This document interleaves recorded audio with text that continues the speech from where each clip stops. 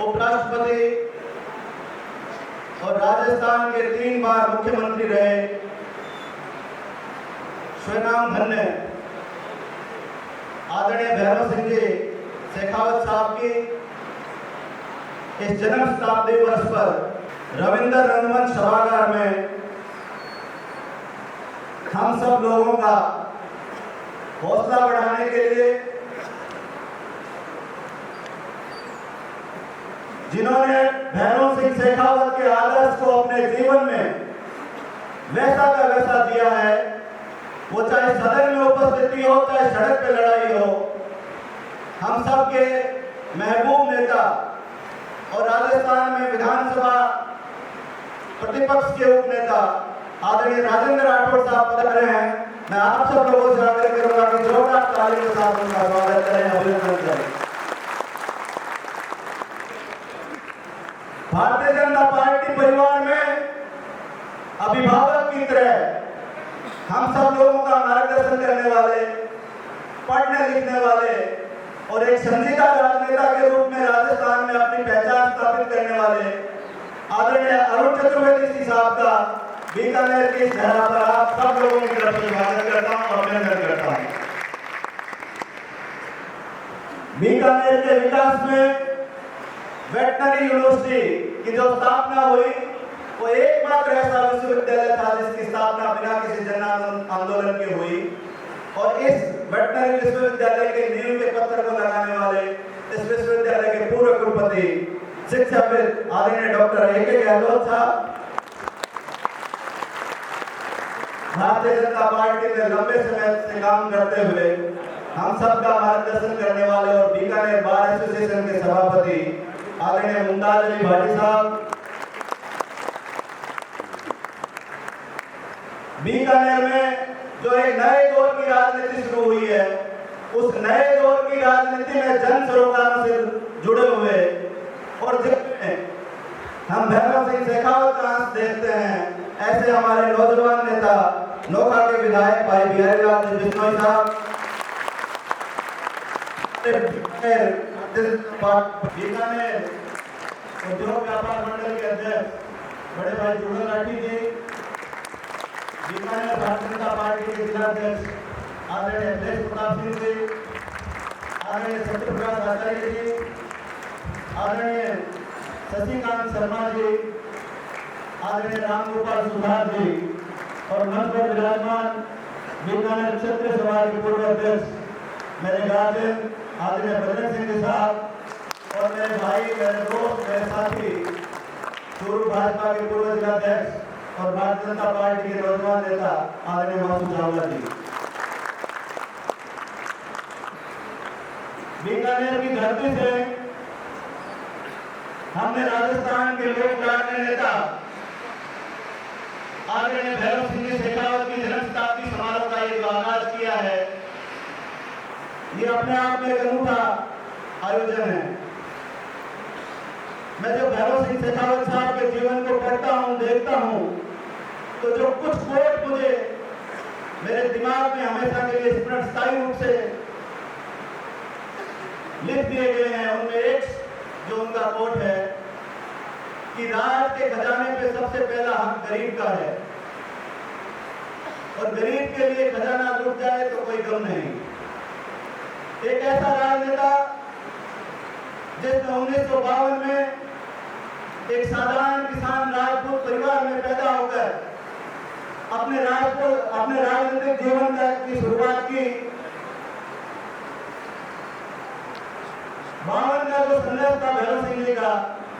वो किसी दलित संघर्ष से कम नहीं था। एक साधारण राजपूत परिवार में जन्मे युवक के लिए का साथ छोड़ गए। जो 2 लोग बचे उनमें एक भैरव सिंह शेखावत थे और जिस दिन उन्होंने जागीरदारी उन्मूलन के समर्थन में भाषण दिया, जनसंघ के नेता के रूप में भाषण दिया, उसी दिन तो राजस्थान के नेता स्थापित हो गए और जब तक राजस्थान में रहे नैतिक रूप से राजस्थान के नेता भैरव सिंह शेखावत रहे। टेक्निकल कारणों से हो सकता है कि वो कभी लीडर अपोजिशन रहे नहीं रहे, लेकिन स्थायी रूप से राजस्थान विधानसभा में जो प्रतिपक्ष के नेता थे, जो प्रतिपक्ष की आवाज थे, वो भैरव सिंह शेखावत ही रहे। ऐसे नेता की जन्म शताब्दी वर्ष को मनाते हुए हम सब लोग गौरवान्वित हैं, हम सब लोग अपना हाव भाव समझते हैं। हमारे मित्रों ने जब इस बात की चर्चा की कि भैरव सिंह जी की जन्म शताब्दी वर्ष आ रही है तो इस पे कोई न कोई कार्यक्रम करना चाहिए। और ये जो आयोजन समिति के सदस्यों ने अभी मुख्य अतिथियों को माला पहनाई, साफा पहनाया, मोमेंटो दिया, इन सभी साथियों की छोटी सी योजना से ये कार्यक्रम फलीभूत हुआ और आप सब लोगों के सामने है। शेखावत साहब के राजनीतिक इतिहास पर, शेखावत साहब के राजनीतिक जीवन पर आप जब हम नजर डालते हैं तो ऐसा लगता है कि एक तपा तपाया आदमी जो पश्चिम के रेगिस्तान से लेकर पूर्व के पहाड़ तक पूरे राजस्थान को जिसने अपने पैरों से नापा, जो बैलगाड़ी में, जो छकड़े में, जो साइकिल पर, जो तांगे में और रोडवेज की बसों में घूम घूम कर जिसने राजस्थान में गैर कांग्रेस बात की जो आवाज बुलंद की, वो ऐसे भैरव सिंह शेखावत ही थे जिनकी मेहनत पर आज ये भारतीय जनता पार्टी का तुमरा खड़ा हुआ है। चाहे सती प्रथा का प्रकरण हो या ऐसे अनेक प्रकरण रहे जब वो विचार के साथ बहुत मजबूती से खड़े रहे, पूरी ताकत से खड़े रहे और एक जन नेता के रूप में राजस्थान ही नहीं पूरे देश में ऐसा उदाहरण प्रस्तुत किया कि एक साधारण आदमी के रूप में जीवन शुरू करके देश के उपराष्ट्रपति पद पर पहुंचे। ऐसे महामानव को उनके जन्म शताब्दी वर्ष पर हम लोगों ने तय किया है कि साल भर कार्यक्रम करेंगे और आज उनके इस जन्मदिन पर इस आयोजन के आगाज के रूप में ये एक छोटा सा कार्यक्रम आप सब लोगों के समक्ष रखा गया है। माननीय उपनेता प्रतिपक्ष राजेंद्र राठौड़ साहब पधारे, हम सब के लिए गौरव की बात है। और इस आयोजन में जो जुड़े हुए तमाम लोग जो इस आयोजन में मेरे साथ सहयोगी रहे, हालांकि स्वागत भाषण है लेकिन मैं उन सब लोगों का आभार व्यक्त करता हूँ और उन लोगों का भी आभार व्यक्त करता हूँ जिन्होंने इस आयोजन को कंट्रोवर्सी बनाकर हमारी आवाज को पूरे राजस्थान में गुंजायमान कर दिया। एक बात खास तौर पे मैं कहना चाहता हूँ, हालांकि ये मंच है और इस मंच की का जो सम्मान है, मुझे लगता है कि वो बात उसके अनुरूप नहीं है, लेकिन फिर भी मैं उस बात को कहना समझूंगा कि इस आयोजन में जब हमारे साथियों ने तय किया कि किन लोगों को बुलाया जाना चाहिए, तब हमें लगा कि जिस आदमी के जीवन में, जिस आदमी के चरित्र में हमें भैरव सिंह जी का अंश नजर आए, उस आदमी को इस आयोजन में अतिथि के रूप में बुलाया जाना चाहिए। जिन लोगों में हमें उनका थोड़ा भी अंश नजर आया, उन सब लोगों को हमने यहाँ बुलाने की कोशिश की और इसके अलावा किसी आदमी को इस बात की नाराजगी हो कि हमें क्यों नहीं बुलाया, तो निश्चित रूप से उन्हें अपने अंदर इस बात को झांक कर देखना चाहिए कि कहाँ कमी रही है, कहाँ कसर रही है।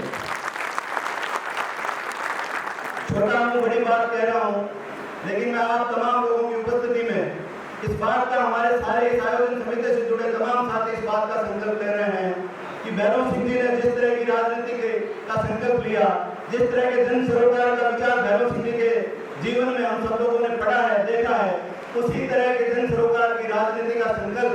हम तमाम लोग, इस आयोजन समिति से जुड़े लोग, इस अभियान को आगे बढ़ाने वाले सब लोगों ने हमने मिलकर लिया है और आने वाले समय में हम कोशिश करेंगे कि उनके सपनों को धरातल पर उतार पाए। पूरा नहीं तो कम से कम हमारे जीवन का जो कुछ भी अंश जन सरोकारों की राजनीति के लिए, भैरव सिंह जी के सपने पूरे करने के लिए, उस हर गरीब आदमी के घर में दिया जलाने के लिए काम करेंगे जिस आदमी को राजनीतिक कार्यकर्ताओं की जरूरत है। तमाम सब लोगों की उपस्थिति में आप सब लोगों का बहुत बहुत धन्यवाद करते हुए पुनः हृदय के अंतःस्थल की गहराइयों से आप सब लोगों का धन्यवाद करता हूँ। इस त्योहार के मौके पर भी आप अपना कीमती समय निकालकर पधारे। विपरीत परिस्थितियों में, चुनौतियों के बावजूद, अजीब सी कंट्रोवर्सी स्थिति के बावजूद भी आप सब लोगों ने हमारा साथ बनाया रखा। मैं बहुत बहुत धन्यवाद देता हूँ। बहुत बहुत